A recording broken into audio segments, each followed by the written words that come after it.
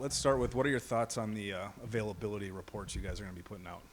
Yeah, I don't even know enough about it to probably comment. So, I feel like we've always tried to do right. Whatever that looks like, we'll comply with whatever. I don't know enough about it. Kind of Matt talked to me a little bit about it this morning, but I think that's good. It sounds like that's what college football is getting to. So, we'll roll with it. Then I'll ask another question you won't be able to answer.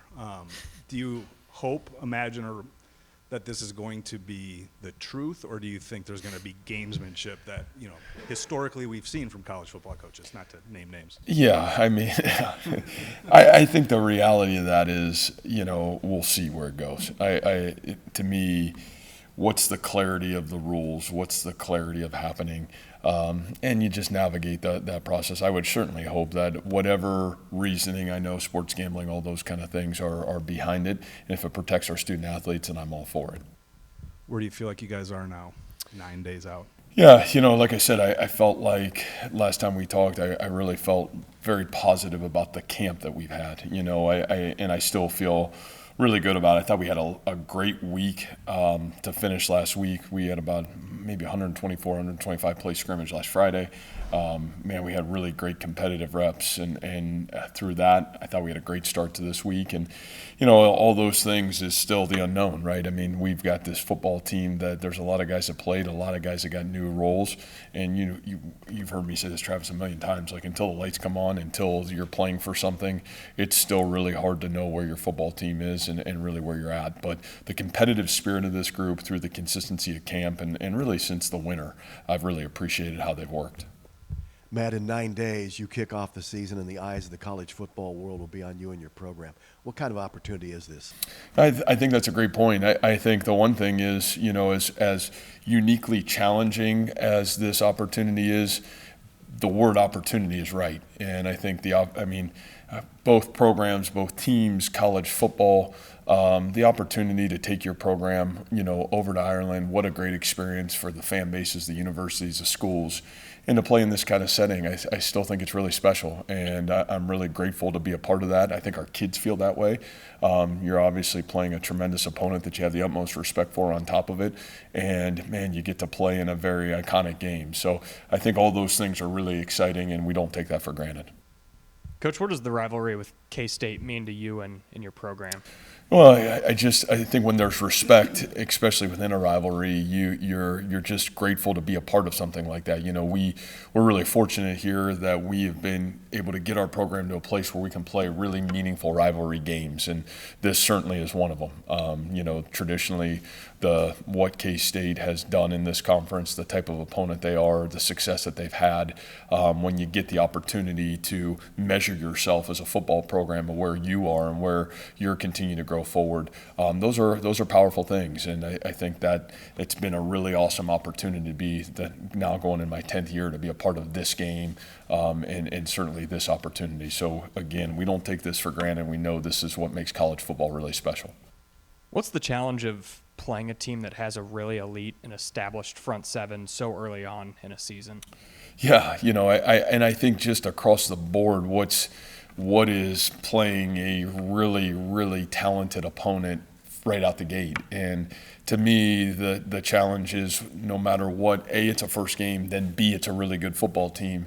It's going to really measure kind of a little bit of your toughness. Where is that at? Number two, your discipline as a football program. The reality of it is any first game, like how you take care of the ball, how you tackle, how you block, all those fundamentals that you've worked on since January. Where are those things at? And then I think the last piece of it is a little bit of like togetherness. I can promise you it's not going to go perfect. There's going to be swings of momentum and adversity in this football game.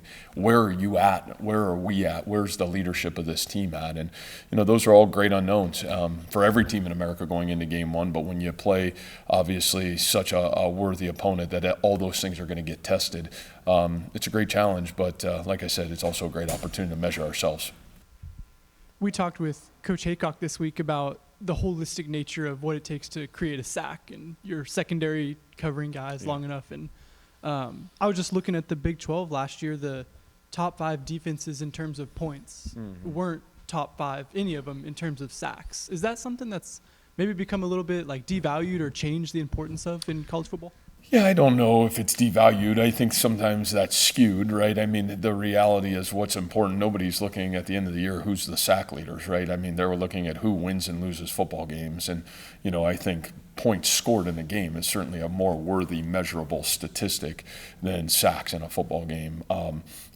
Now, you say that, do we want to pressure the quarterback? Do we want to have the ability to create those plays? Certainly those plays are big play opportunities for the defense. And when those get made, I think they certainly contribute to winning.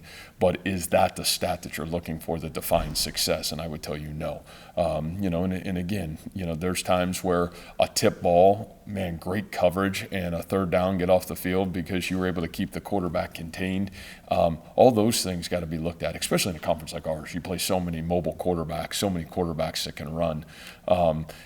Sometimes, playing good pass defense isn't getting a sack because you're so concentrated on getting a sack. You don't have great coverage lanes in terms of how you're rushing the quarterback and all those things. So I think every game's a little bit different. Every situation's a little bit different. I think sacks sometimes become a lot more situational than they are in terms of just, man, that go-to statistic that you're looking for. Is that defense successful? What's their stats on sacks? Now, sometimes individual players, you have to be aware of that statistic. We had a guy like that, right, Will McDonald, who was, you had to have great awareness where that individual player was because he could wreck a pass protection play on any moment. So I think probably sometimes more individual statistics are more important when you talk about stats, like sacks. Where are you guys at with your return game, both in the punt and the kick game? Obviously, Xavier Townsend did that in his past at UCF, but beyond him, where are you guys at in that area? Yeah, I mean, again, you got a lot of guys that have done that. Kick return, for us, from Abu Sama did it in high school. Aiden Flora did it in high school. I think Xavier Townsend was terrific at it at Central Florida from the punt return game. You said it, and kind of really those guys have had those same opportunities. So, I think we feel very good about it, but, until you get out there in the lights, until Xavier gets the opportunity to do that at times with our return game, just communication, I think all those things, certainly when you don't have a guy like Jalen Knoll back there who had done it for 3 years, and a guy that you felt really confident in.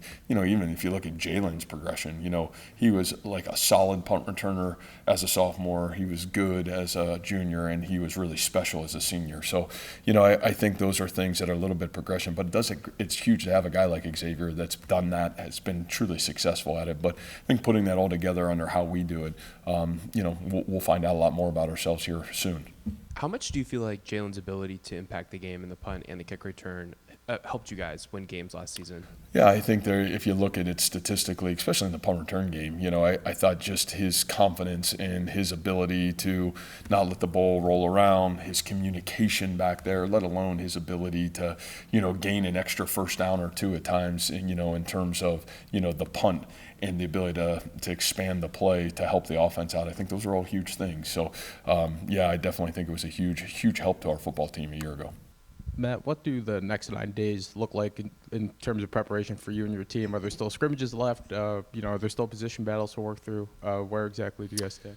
Yeah, we won't have any more scrimmages. Now, we'll probably get some good-on-good reps. We did today in practice, and I think you have to going into the early part of the season. I think there's got to be consistency of getting good-on-good football. And, position battles, I know I've said this a lot with this team. I think, whatever we put out, whatever, depth chart, it's really hard right now, and I still think until we get to this first bye week, we're going to have a lot of competition for who's the starter, who's in critical moments. I think all those things are gonna kind of sort itself out early in the football season. The great thing is you go to practice every day. I think that the value of practice, I mean, man, we may not even know who starts at a couple positions until what we see, what's the product of practice this week going into, game one. So I think that's the thing that's probably exciting, a little bit nerve-wracking, but the reality of it is I think more exciting for us because I think it shows that we've got some depth and got some guys that are really competing. And until we get out on that field and see what we are and where we're at, I think guys will start to separate themselves as real game reps kind of come into play as well. And with James and Neal, what are your thoughts on the way he handled last year being bounced around, and how has he grown since then? Yeah, James, I'm glad you asked that. He just spoke 2 nights ago in our team meeting, and it was his senior speech to the football team. And geez, my introduction to James was one of just, a lot of pride from my end. The word that I think that he had was confidence. And one of the things that was super impressive to me about what I watched James do is he's earned the right to be a really confident football player. I would say he'd probably be one of the wow guys from spring to what he did in summer to what he really did through fall camp. He's had a really, really special offseason and a really special fall camp. And I still believe, we live in a world that there's a lot of hype and there's a lot of BS in terms of are you good, are you not? But our sport, there's only one way to be good, is you got to earn it. And that's the great thing about our sport. Like, you still have to earn the right to be confident and proud. And the reality of what I've watched James do is he's earned it. And, I think what I saw, and Matt would know this better, I think he's had 20 starts here. So, James still played a lot of football last year. He was a great team player for the betterment of the football team. He never, not one time did he come to my office and say, man, coach, why is this going on? Or never complained, never made an excuse, just tried to find ways to get better. I think what James, even learned a little bit from Jalen a year ago, Jalen had a little bit of more season. Jalen played football in high school. Jalen played football for 4 years and had to be a starter. I think he just had a little bit more experience. I think some of the wisdom that Jalen helped James have was awesome.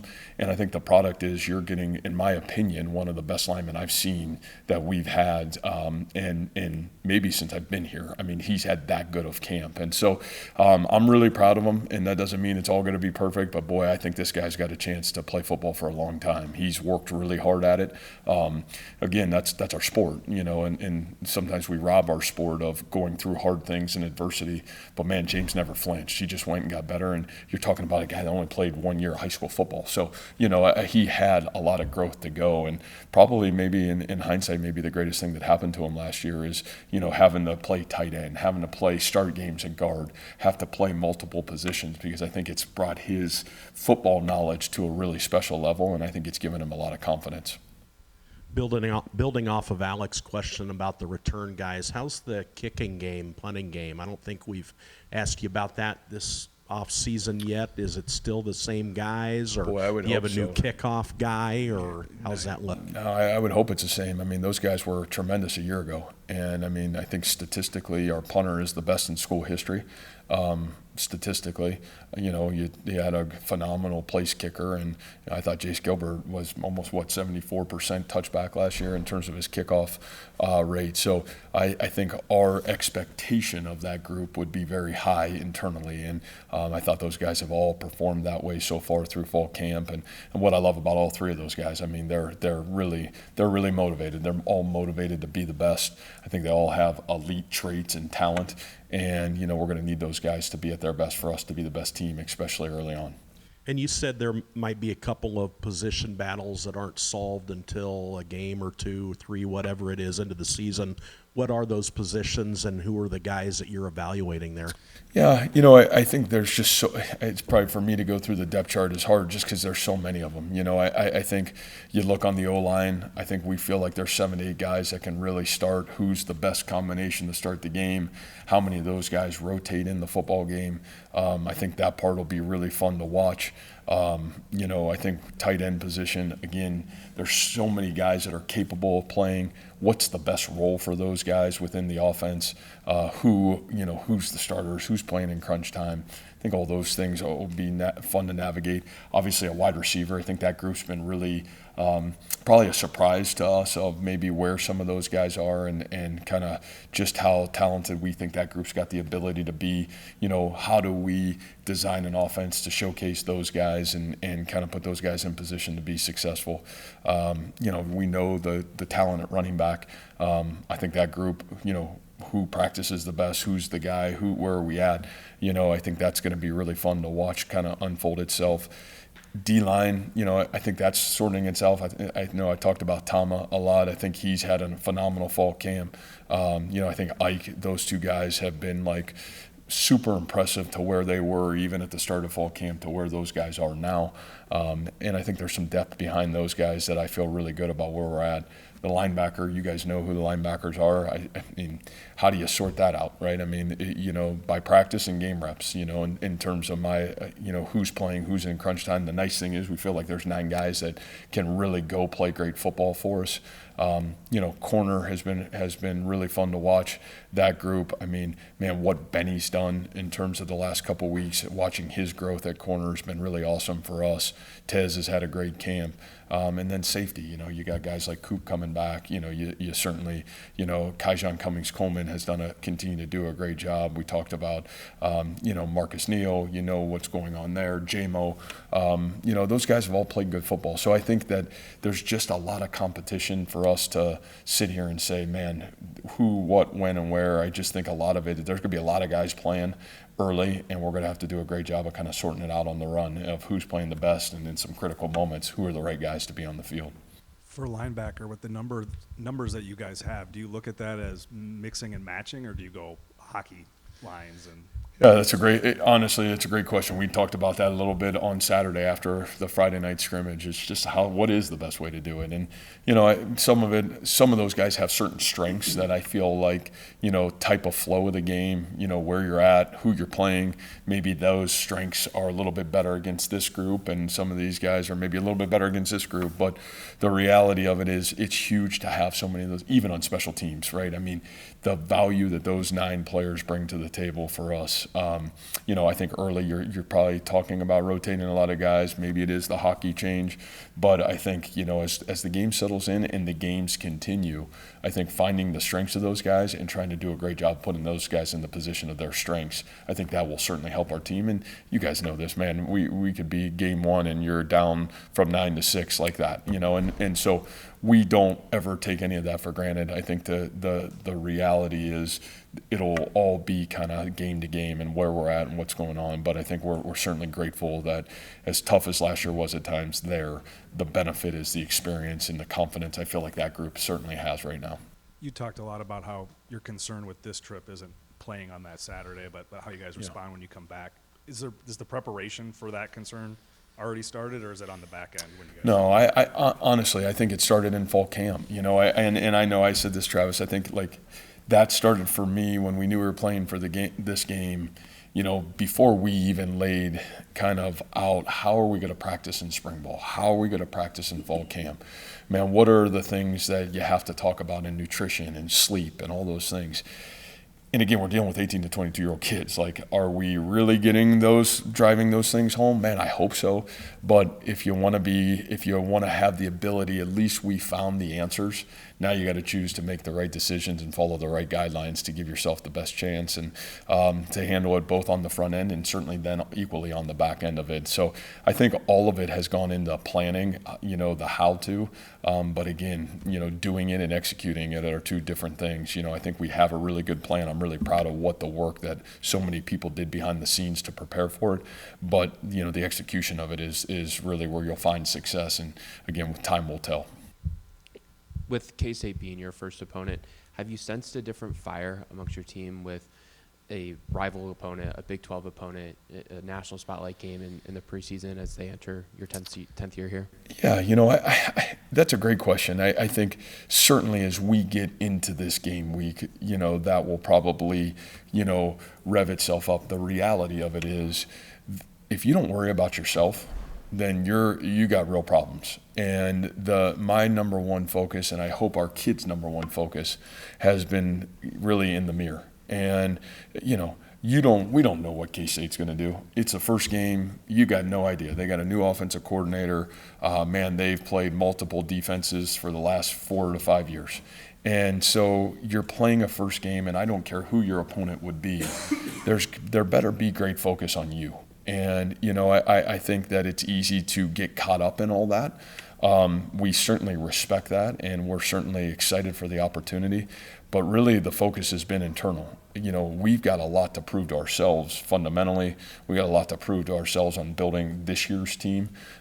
We've got a lot of questions we have to answer.